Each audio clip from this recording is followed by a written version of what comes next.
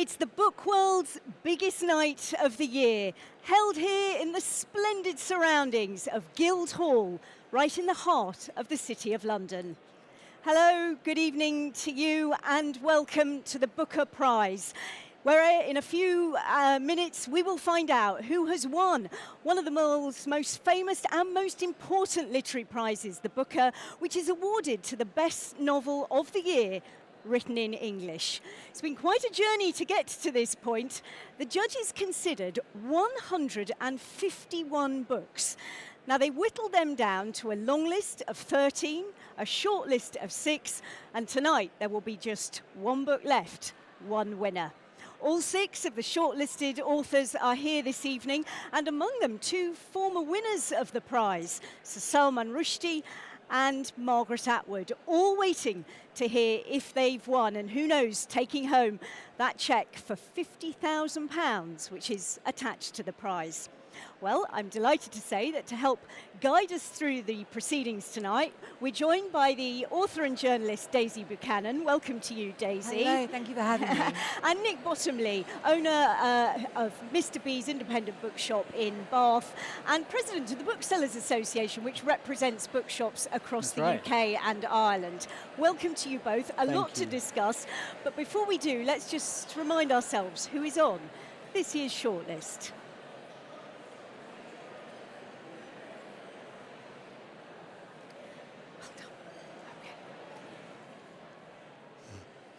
So we're on the little film now.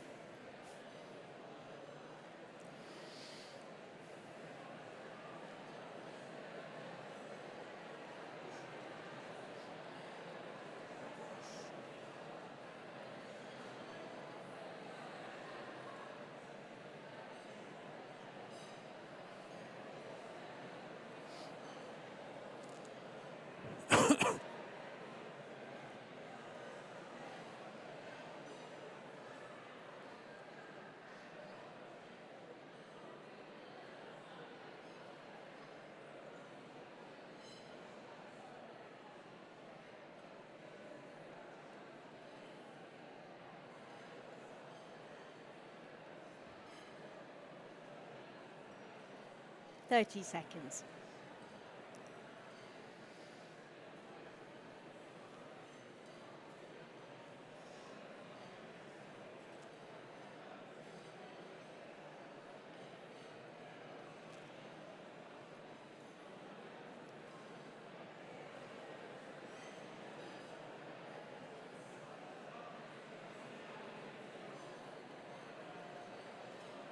So an intriguing shortlist this year. The judges called them extraordinary books with cracking plots and relatable characters. Why don't we delve a little deeper into them? And let's start with Margaret Atwood, The Testaments. Let's be honest, this is the book that's been grabbing all the headlines this year. It's already sold 250,000 copies and it's only been published a month.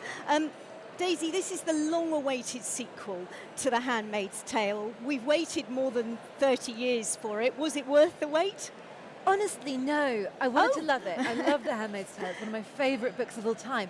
And this, as I read it, I felt it was satisfying and resonant. But then the ending, and I don't want to spoil anything, it was almost like fast food. It delivered what I wanted then, but it doesn't hit me and it won't stay with me in the same way that The Handmaid's Tale did. It was very pleasing. I think in some ways it felt like a YA book. It had a really sort of strong... A young adult book? Yes, and I think, obviously young adult books are fantastic, but it felt that perhaps it was written for a different audience and like the weight of expectation on it was so high. Also, it seems that it couldn't exist without The Handmaid's Tale, and it's sort of got an advantage that the other books on the list don't have, which makes it sit in a slightly odd way for me. Nick, what about you? I mean, I thought it was an absolute page-turner. Yeah. I did wonder if it were to win tonight, would it be the sequel to a better book?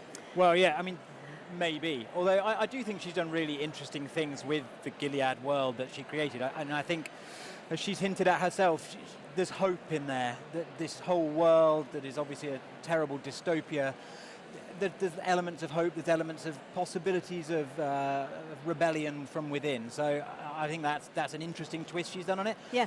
Does the fact that it's a sequel mean that it can't win if the original one, I mean, they were up against different books, so... And of course, that's she not didn't win necessarily for the The case. Handmaid's No, Tale. I mean, exactly. she's no stranger to this prize. She's been shortlisted Yeah. six times, Yeah. but she actually won for The Blind Assassin Yeah. back in 2000. Well, look, from the oldest writer on the shortlist, Margaret Atwood is nearly 80, to the youngest, Chigozie Obioma, the Nigerian author, just 32. This is only his second novel, An Orchestra of Minorities. In fact, his first novel was shortlisted for the Booker Yeah. Prize as well. Nick, this is told from the point of view of a chi, a spiritual guardian of the main character. Yeah. What did you make of that narrative framework? So, I mean, it's an incredible achievement as a book. I found so it's this Igbo tradition from Nigerian culture, the idea of this guardian spirit, this chi narrator, and a lot of the time it detaches you quite significantly from the main character. Chinonso, the main character, who's a slightly inept at time, but wonderfully affable, kind man. You really want to cheer for him, but occasionally I found this narration got in the way of that, especially when there are some portions of the book where really you go into the world of these spirits and they're talking to one another. So it's an incredible achievement. The writing is beautiful, but I found that got in the way a little bit. Daisy, was it a hit or a miss for you? Because it's a heartbreaking tale of a man who will risk anything for the woman he loves. I agree with Nick. I love the beauty and the lyricism of it. I thought it was gorgeously told. But what I struggled with the most is that it's a book where it's about this man's love for women, and women are not really permitted to have an interior life. They are the cursing him throughout, but you know so little about them, and it almost feels as though it's a story where it's structured in a way where not many questions have to be asked of women, and I found that very frustrating, that there's so much that could have just taken off if we knew more about what they were thinking and what they were feeling. You won't have that trouble with the next book, will you? No. Bernadine Evaristo, perhaps the clue is in the title, Girl, Woman, Other. Now, this is her 8th novel. She's the Anglo-Nigerian writer. Very interesting person, actually, because as well as writing prose and poetry and plays, she's also founded several initiatives for inclusion, and she founded the first black women's theatre group. This is a story teeming with life, all these different female characters. There are cleaners and bankers and teachers ranging in age from adolescence to old age. I loved it, you can probably tell. What about you, Daisy? This was my favourite book on this shortlist. I adored the energy of it. And again, the language is beautiful, but you never ever feel distance from it. The stories are so compelling.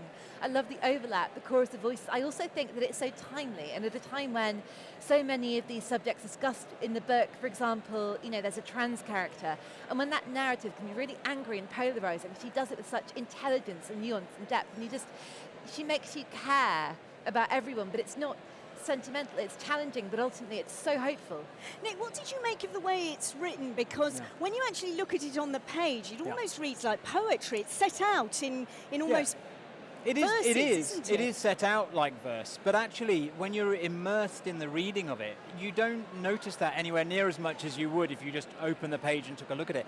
The narrative really flows, and I tell you the other thing about the narrative in this, which could have gone the other way, 12 different characters, and you're hopping from one to another, which can break things up. It can become short story-like, but it's so intriguing the way you move from a mother to a daughter and then back to the mother's old friend, and you move geographic locations, different cultural backgrounds. It tells so many different stories, but they're genuinely woven together. Yeah, I really loved it as well. Yeah, so, we all loved it. A hit there from us up here then. Now, let's move on to Elif Shafak, a very interesting writer, under attack actually in Turkey for her writing at the moment, and 10 minutes 38 seconds in This Strange World is her 11th novel.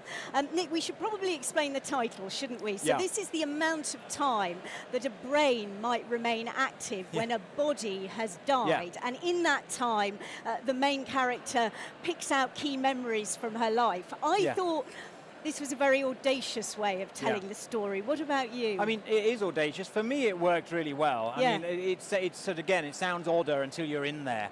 The narrative flows really well. Each minute that goes by begins with a different sort of sensory explosion. She's taken back, the main character, to a taste or a smell from her childhood, from as she grew up, and then in time as she moves to Istanbul. And you know, you referred to Elif and the way that she's portrayed by the Turkish authorities, and this is it's a really important book. It looks at a lot of things. It looks at migration. It looks at finding new homes. It looks at friendship, betrayal. And it looks at corruption to a degree. There's a moment in there where they say, rules are rules. No, even children know rules are sometimes rules. Yeah. So it's throughout the novel, she's just sort of looking at what underpins society like that, and especially the patriarchal elements of them. Daisy, Elif Shafak's early books were written in her native Turkish. She's written this in English. How much of an achievement is it to write this novel in what's not your first language? Well, Elif was a guest on my podcast, Your Book, and she talked about, I suppose, that having that distance, and it means that you've got clarity of language. I think you can wield it as a tool a lot more, and I find it very hard to separate Elif the person from Elif the author, because she is so committed to giving marginalised people a voice, giving women a voice. I think that she is such a courageous writer, and the political response to what she's doing, I think that only kind of makes it clear that this is a really urgent book to, you know, to talk about a sex worker and to make that person your heroine. And, you know, that I think feels radical in the UK. Throughout the rest of the world, you know, that is a huge and bold thing to do, and I'm so glad you did it. That's also a really strong book. Terrific. Let's move on to, biggest and heaviest book on the shortlist this year, Lucy Ellmann's Ducks Newburyport. This is Lucy Ellmann's 7th novel. She was born in America, moved to the UK as a teenager, now lives in Scotland. I mean, it's a big old book, 1,000 pages. If it were to win, Nick, it would be the longest book to ever win this prize. So I suppose when you get to the end of it, has it been worth it? Not for me. Okay. So, no, for me, listen, it's been rightly praised for being innovative and creative. But, you know, we've also just talked about 3 books that have different innovative structures, different narrations, etc., etc. And for me, they all work a lot better than this. Because the innovation here is that essentially it's a single sentence, although really it's just the full stop is replaced by the phrase, the fact that, repeatedly. And for me, beyond that, it just... The same process, the same thought processes are going through the reader's mind again and again. If it was a short story or if it was a novella that played this trick on us and showed us how cluttered our minds are with different thoughts, then I'd probably embrace it. But at 1,000 pages, there's so many barriers in there, despite the innovation, which those other 3 books don't have. So that's why I would put it much lower down the list. Daisy, Evelyn Waugh, I think, came up with the phrase the stunt novel. And as Nick said, it's 1,000 pages, no full stops, a single sentence. Did it work for you? I would say it took me about 200 pages to love it, but when I fell hard. I think this is a really urgent state of the nation, state of the world book, and that woman stayed in my head, and she'll stay in my head forever. I miss her desperately when I stopped reading. I felt at times a bit held hostage by the book, but I was so surprised by how full it was. And obviously it's full, it's 1,000 pages, but I think that lots of people will be put off by that. But I think use your reading muscles, give it a go. Okay, last but by no means least, Salman Rushdie's novel Quichotte, his 15th novel. Again, no stranger to the prize. He's won it back in 1981 for Midnight's Children. I suppose, therefore, the question is Quichotte as good a novel, Daisy? Oh, again, I'm in that position where I have to say no. But no, it's great fun. It's really entertaining. It's a lot giddier and faster than I was expecting it to be. I love the Salman character. He's written a woman, he's really compelling, and she's a reality TV star, and then she becomes a TV interviewer, doesn't she? And Salman Rushdie's knowledge of things like Next Top Model, I was very impressed by. Yeah. I did find that the other elements of it don't always marry together as well, and I felt like it was a little bit smug at times, that it's very thoughtful, but he knows how thoughtful it is, and he sort of steps out in a way that makes it feel quite disjointed. Yeah. The formal proceedings are about to begin, so let's join the chair of the judges, Peter Florence. There is a counterintuitive glitch in the book process where you are reducing the number of books that you celebrate. And not only, to be honest, do I not want one winner of this prize, I want the long list back as well. And I, if you'll forgive me, would like to pay tribute to that long list and the 7 writers who are not in the room tonight: Kevin Barry, Oyinkam Brathwaite, John Lanchester, Deborah Levy, Valeria Luiselli, Max Porter, and Jeanette Winterson. Their books are wonderful.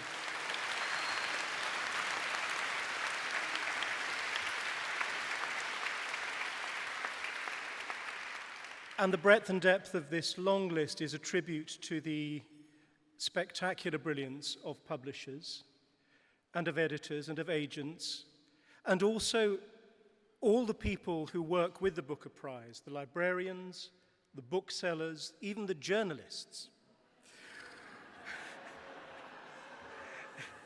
All right, not so much the journalists. I would like to, if you'll forgive me, a personal moment of thanks, offer my deep gratitude to the Booker trustees for allowing me the extraordinary privilege of spending the last 10 months, once a month, with 4 of the best people I know. These are, when a writer thinks, dear reader, the attentive, responsive, creative, brilliant readers of one's dreams.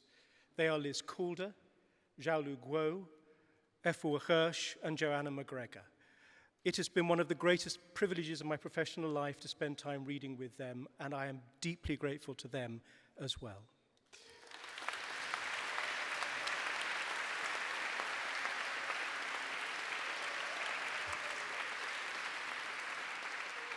There are 5 of us in the room, but actually there are always 6.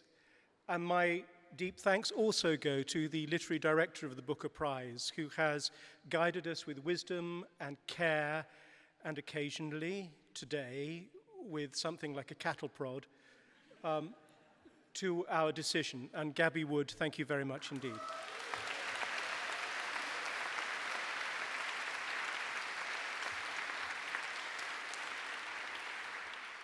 We love this shortlist. We love these 6 books.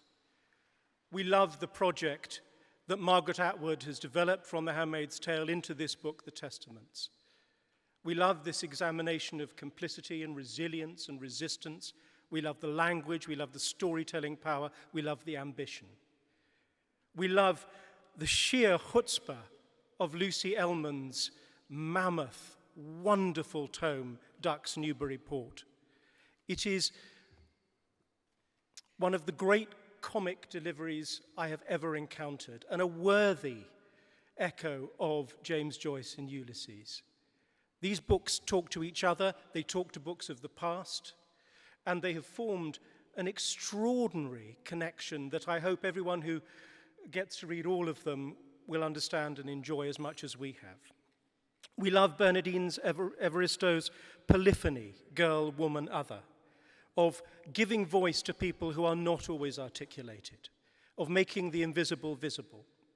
We love Chigozie Obioma's Orchestra of Minorities, and that exploration of masculinity that also gives us another extraordinary narrator, his Chi, and a vision of what the journey might be like for an everyman who doesn't happen to be the king of Ithaca.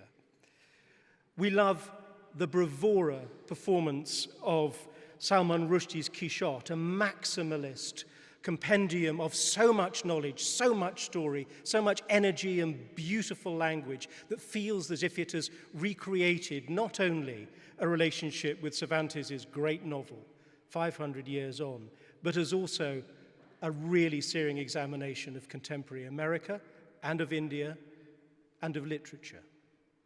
And we loved the humanity of Elif Shafak's 10 minutes, 38 seconds in this strange world. The idea that we know Tequila Layla and her friends. We understand that a life is a series of incidents and histories, but is also the impact that that life has on everybody else, the friends whom we choose to make our family. We've operated as a jury on the basis of consensus. Today, we tried voting. Didn't work. We found that there were 2 novels, not that we couldn't let go of, but that we desperately wanted to win this year's prize. So we're awarding the prize jointly to both of them. There are 2 winners of this year's Booker Prize who will share this honor and this money. And I would like to invite the authors up and to speak in alphabetical, if that's not true traditional order. The 2 winners of the 2019 Booker Prize for Fiction are Margaret Atwood for The Testaments and Bernadine Evaristo for Girl, Woman, Other.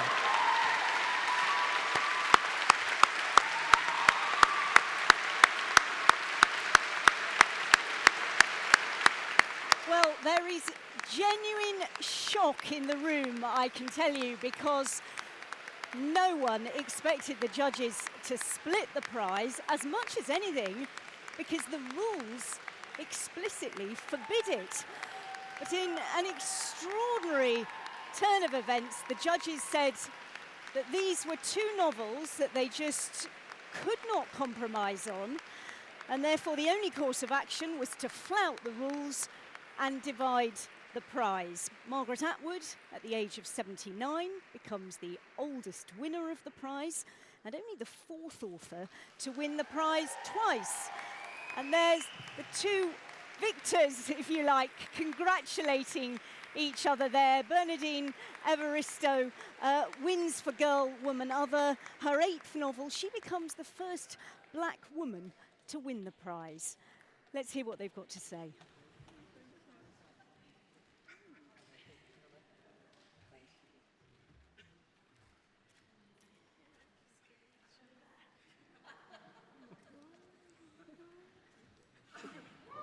The judges described The Testaments as a savage and beautiful novel, and Girl, Woman, Other, they said there was something magical about the book. I don't think either of them can believe it, can they? Neither of us expected to win this, and I'm very happy that you know.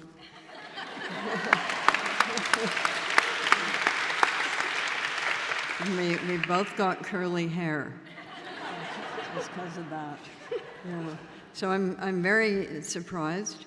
I would have thought that I would have been too elderly, and I kind of don't need the attention. So I'm very glad that you're getting some.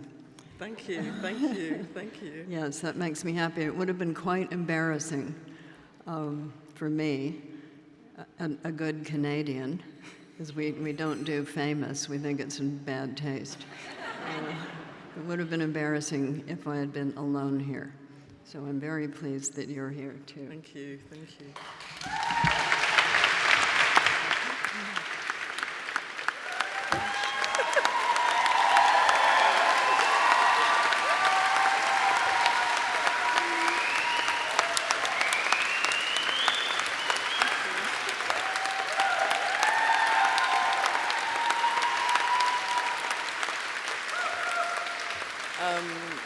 This is incredible. It is so incredible to share this with Margaret Atwood, who is such a legend and so generous. Thank you so much.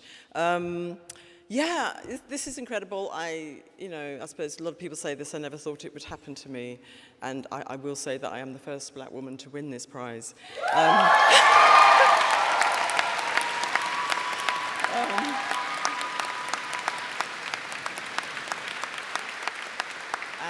And I hope I hope that honour doesn't last too long. I hope that other people come forwards now. I would like to thank my, first and foremost, my editor, Simon Prosser, who has been publishing me for 20 years. He's always believed in me, and as I always say, I've never made him much money, but he's continued to publish me, and I'm so deeply grateful for that. He's just the best editor. I would like to thank the team at Penguin Random House, and Hamish Hamilton, Hermione, Hannah, Sapphire, and Amelia, and Anna, and Joanna, and Tunike, and all those people who are working tirelessly behind the scenes to give us the careers that we have as writers. I'd like to thank my agent and former agent, Emma Patterson of Aitken Alexander and Carolina Sutton of Curtis Brown.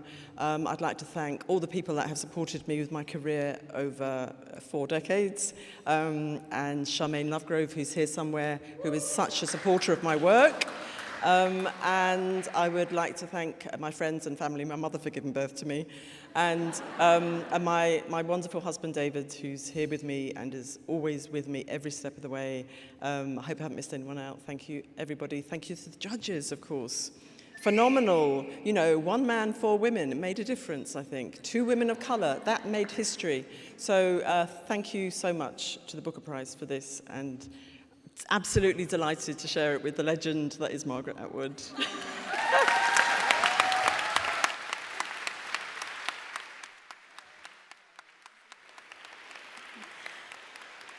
So those are the winners of the 2019 Booker Prize, Bernadine Evaristo for her novel Girl, Woman, Other, and Margaret Atwood for her novel The Testaments. I'm delighted to say Nick Bottomley and Daisy Buchanan are still with me. Wow. Wow. We didn't see that coming, No. did we? What's your reaction? Well, it's incredible. You're joint winners of the Nobel Prize for Literature a week ago or so, Yeah. and now joint winners of the Booker Prize. It's fantastic. I mean, it's fantastic that Bernadine Evaristo's been recognised for this. It is a truly brilliant novel. And, you know, if we'd gone to the subject beforehand of, you know, who do you think might get it, then maybe I would have said Margaret Atwood, because, you know, she's done so much for literature. If there's anyone who deserves, you know, another sort of gong to add to her, you know, already large collection, then it's her. And this is a really, really pacey, enjoyable novel. So yeah, I'm thrilled. Actually, I think it's great. Daisy, it's not the first time the prize has been shared. It was shared in the 1970s and then again in the 1990s. And that's actually when the rules were changed to stop it being shared again. What do you make of the decision? It's really joyous. I feel very foolish for what I said about the Testaments before, but I do think it's almost the sort of that as a writer and as, you know, for her contribution, that Margaret Atwood, you know, that must be recognised. She is a literary giant, and that Girl, Woman, Other, I fell in love with that book when it just sort of appeared in my life as a book proof. I was just saying, I regret lending that. My friends still got it, but it's a real. I feel euphoric, and it feels like the right decision for 2019. It is a difficult time, and the books on the shortlist have reflected that, but there is hope in these 2 books, and we need hope, and I'm really excited. I mean, I don't think anyone needs any help finding the Testaments. I think they're aware, Yes. but I'm so excited about the legions of readers who are going to discover Girl, Woman, Other and be so energized and excited by it. But honestly, it's just joyous. It's a really, really fabulous energy, and I'm so happy that it's 2 women, and I'm so happy that it's these women. Yes, I mean, and these are books that written by women, dominated by female characters as well. Daisy Buchanan, Nick Bottomley, it's been great to have your thoughts and insights this evening. This will be an evening we won't forget, isn't it? No, it's been terrific. I'm so grateful. Many thanks to you both. Thank you. And that is just about it from us tonight, but we end with the news that Margaret Atwood has won the Booker Prize 2019 for The Testaments, and Bernadine Evaristo has won the Booker Prize 2019 for Girl, Woman, Other. A historic night here at the Booker from all of us here on the team. Thanks for watching. Bye-bye.